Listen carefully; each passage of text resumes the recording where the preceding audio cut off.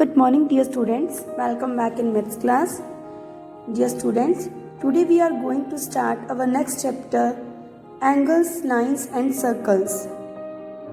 Chapter number 7, page number 149. So today we talk about lines. So let's get start our next topic. Dear students, first we talk about point. A point is represented by a small dot like this. A point is represented by a small dot that is made by a sharp pencil or pen tip. या तो आप उसे sharp pencil से make कर सकते हो या आप उसे पेन टिप से. A point is named by a capital letter of the English alphabet. अब इसका हम नेम राइट करते हैं, that is Q. और जो इसका नेम होगा वो ऑलवेज किस में होगा? Capital letter of the alphabet. A point has no length, no breadth or height, even thickness. That is clear, student?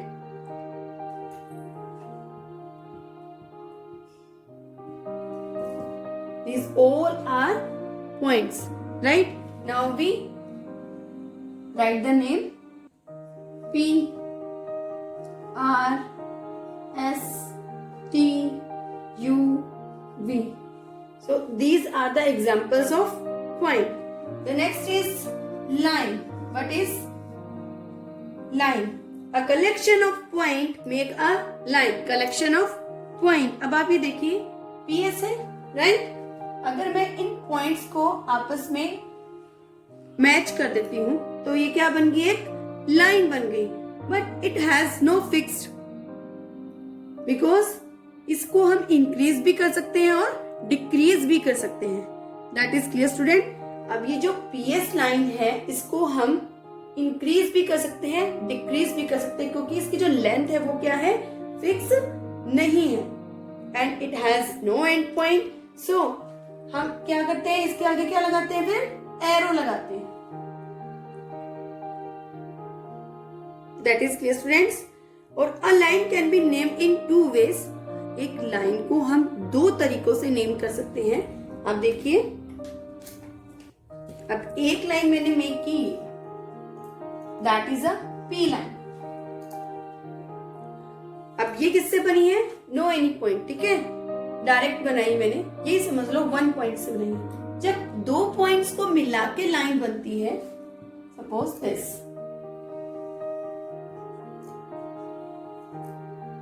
सो इसका नेम है A एंड B. तो अब दो तरीके से कैसे कर सकते हैं हम इसे? एक तो लाइन P है ओनली, राइट, जो ऐसे डायरेक्ट हमने स्ट्रेट लाइन बना दी, ठीक है. और एक लाइन मैंने दो पॉइंट को मिला के बनाई है, A और B. तो उसको हम कैसे राइट कर सकते हैं? लाइन AB, या तो हम लिख सकते हैं लाइन AB, और हम इसे क्या लिख सकते हैं? AB एंड हम लाइन इसके ऊपर बना देंगे. That is clear, students? The next is line segment. अब what is a line segment?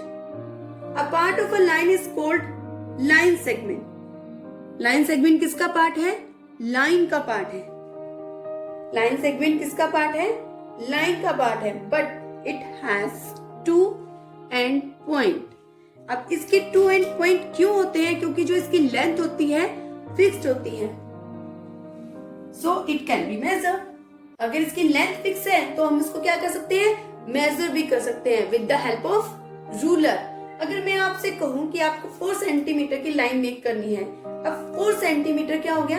Fix line हो गई, फिक्स लेंथ हो गई, राइट. अगर फिक्स लेंथ है दैट मीन्स वो क्या है? लाइन सेगमेंट है, ठीक है. जिसकी फिक्स लेंथ हो तो वो क्या कहलाती है? लाइन सेगमेंट होती है. उसका क्या होगा? उसका स्टार्टिंग पॉइंट भी होगा और उसका एंडिंग पॉइंट भी होगा. Now how to written as? अब जैसे मैंने एक लाइन यहां से, मुझे 4 सेंटीमीटर की लाइन मेक करनी है, मैंने अपने रूलर को यहां रखा और अपने 4 सेंटीमीटर की लाइन मेक की, राइट. तो it name is M and N. सो हम इसको राइट कैसे कर सकते हैं? या तो लिखेंगे लाइन MN, अदरवाइज MN और ऊपर हम इसके ऐसे लाइन मेक कर देंगे. That is the identification of this type line. The next is रे.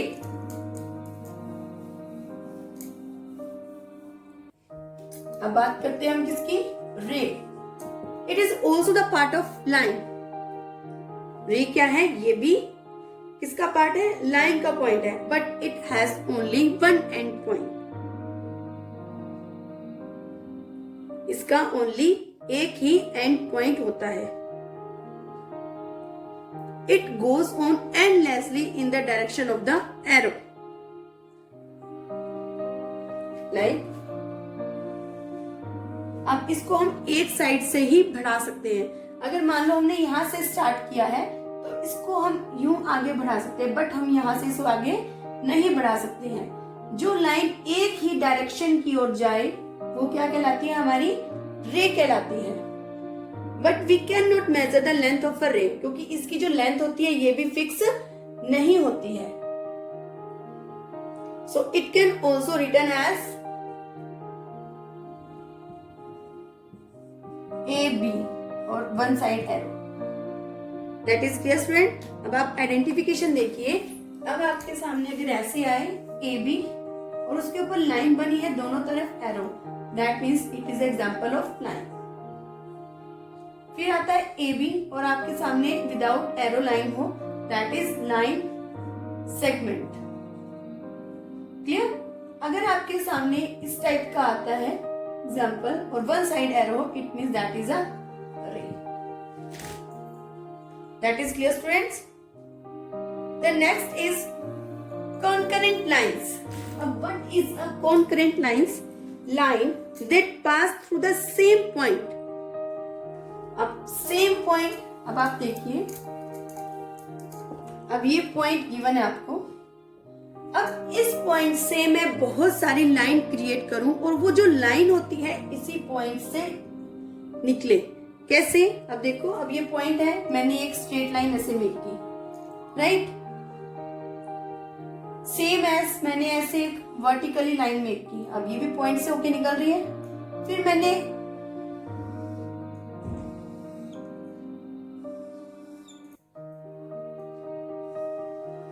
अब आप ये देखिए, अब जितनी भी मैंने लाइंस मेक की हैं वो सब इस एक पॉइंट से होकर निकल रही है, right. So that means it is a example of concurrent lines, जिससे हम जिस पॉइंट से हम बहुत सारी लाइंस को मेक कर सकते हैं.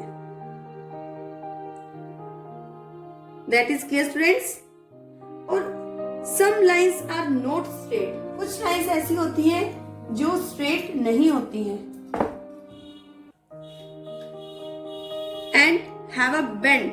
और क्या होती है? बेंड होती है. लाइक ये लाइन ऐसे बेंड हो गई, फिर ये ऊपर गई, ऐसे बेंड होती जा रही है ना. That means it is a curved line. और इसको हम ड्रॉ कैसे कर सकते हैं? Free hand draw. इसको हम मेजर नहीं कर सकते हैं. इसकी ड्रॉइंग कैसे कर सकते हैं हम? Free hand drawing. That is clear students.